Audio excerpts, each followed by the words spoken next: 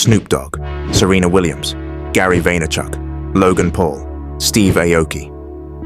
Different industries, different ages, different levels of fame. But they all have one thing in common. They are rich, successful, surrounded by advisors.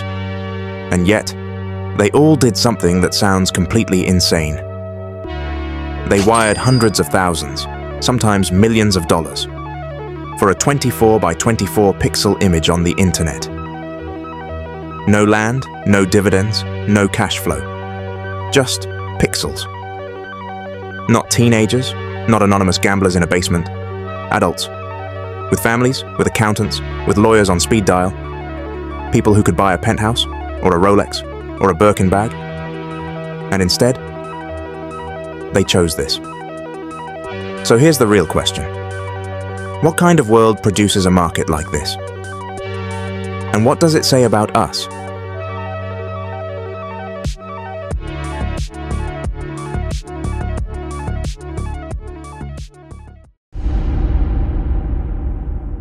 Let's rewind.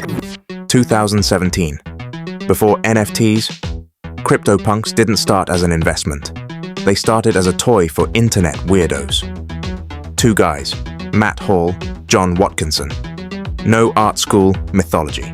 No grand manifesto about digital ownership.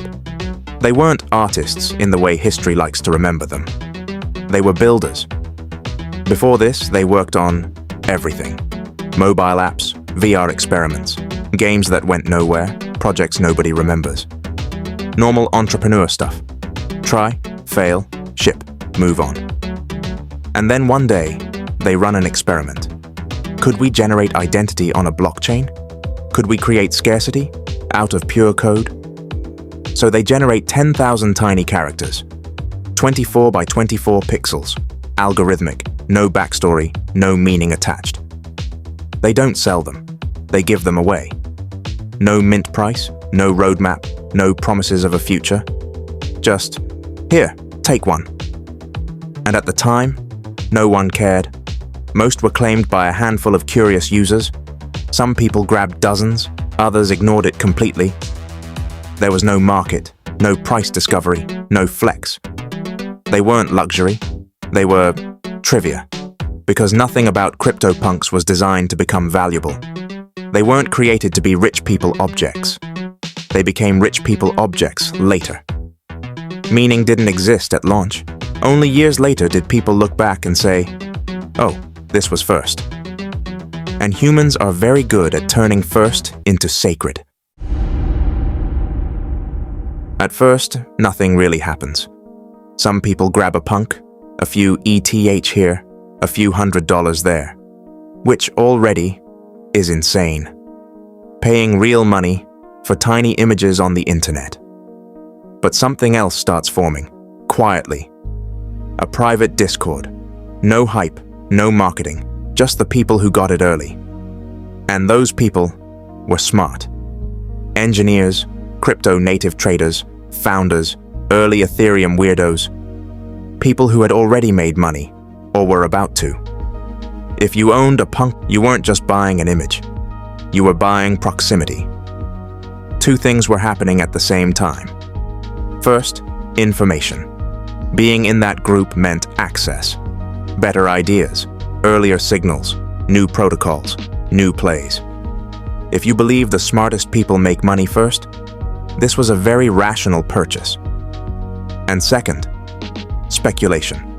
But not on the image, on the group. At some point, people realize something. If this group becomes important, others will want in. Not for the art, not for the pixels, but for what the pixels represent. Being early, being smart, being connected. And then, NFT mania hits. Suddenly, outsiders are watching. Celebrities, funds, media, Twitter.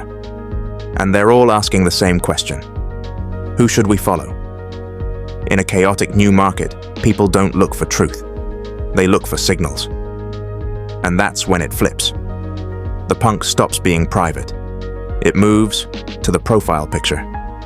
Same faces, everywhere. Same names, 6529, seed phrase. The same accounts, over and over. At that moment, owning a punk stops being about liking the image. It becomes about being seen. A visual shortcut. I belong here. I'm early. I'm one of them.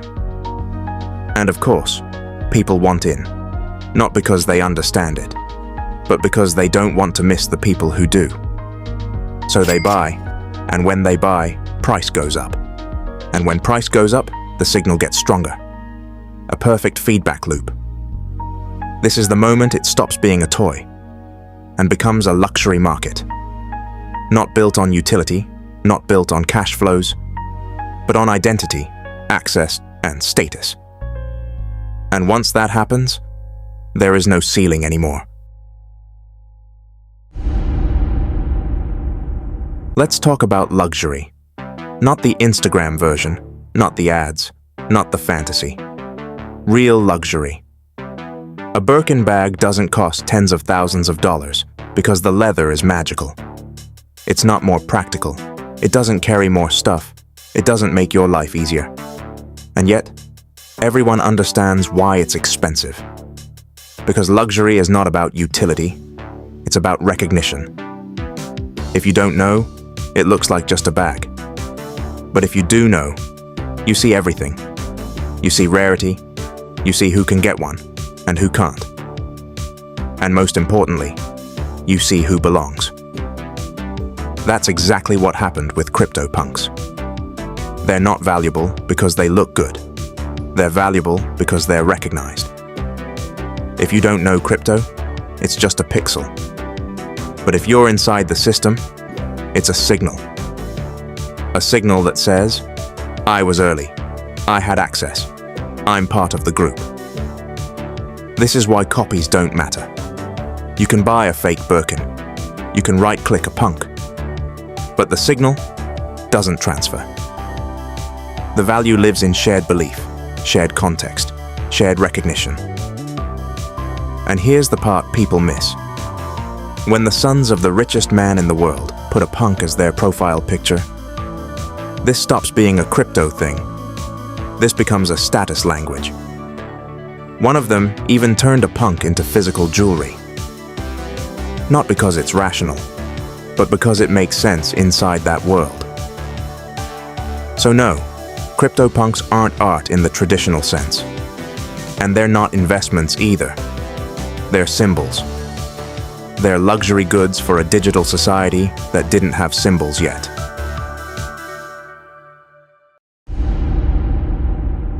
Here's the question everyone asks. Why would someone buy this instead of a penthouse? Because everyone understands a penthouse.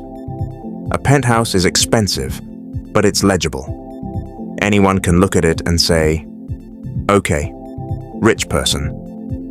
A CryptoPunk doesn't work like that. To most people, it looks like nothing. And that's the point. Because status isn't about being seen by everyone.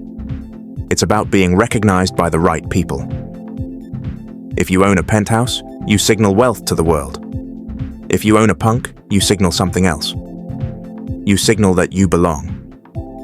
Not to money, but to a small group of people who were early, informed, and connected. A group that knew things before others did.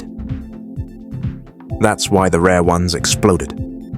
Not because they unlock new features. Not because they give better access. They don't. A rare punk doesn't give you more utility. It gives you clarity. If you already understand why a normal punk matters, a rare one isn't irrational. It's just louder. Same signal. Higher volume. And here's the part people underestimate. A penthouse exists in one city. A Rolex exists on one wrist. A punk exists everywhere. On Twitter, on Telegram, on podcasts. Status doesn't disappear online. It compounds. You don't wear it for an evening. You don't visit it on weekends. You broadcast it every time you speak. This isn't about stupidity. It's not about insanity. It's about how humans behave when status moves from the physical world to a permanent digital one. And once you understand that, the price stops being the interesting part.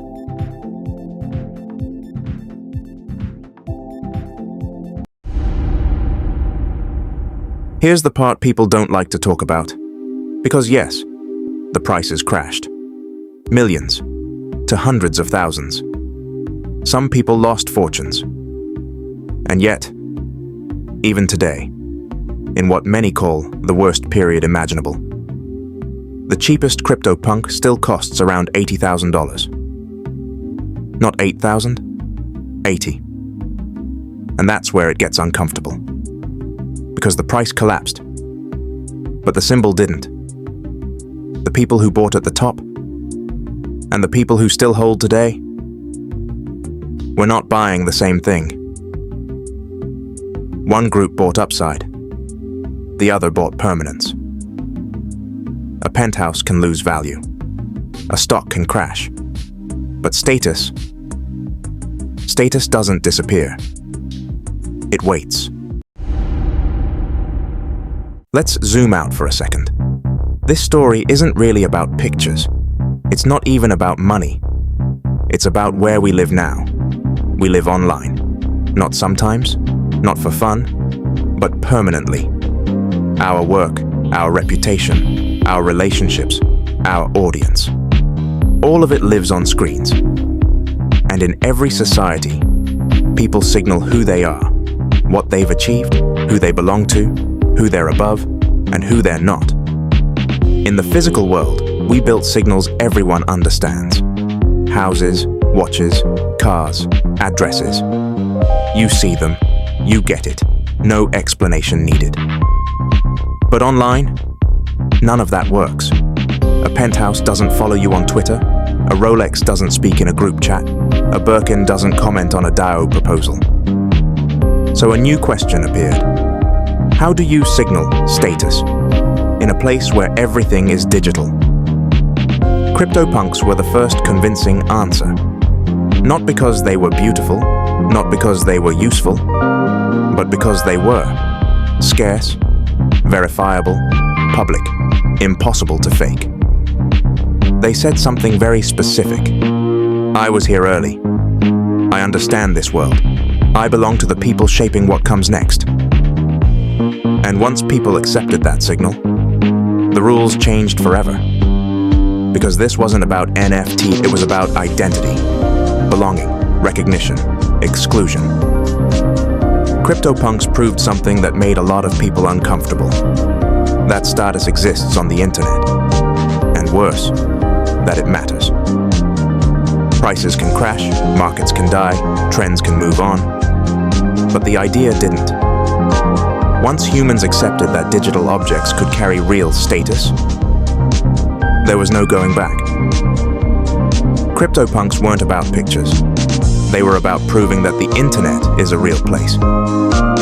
And once that door was opened, it never closed again.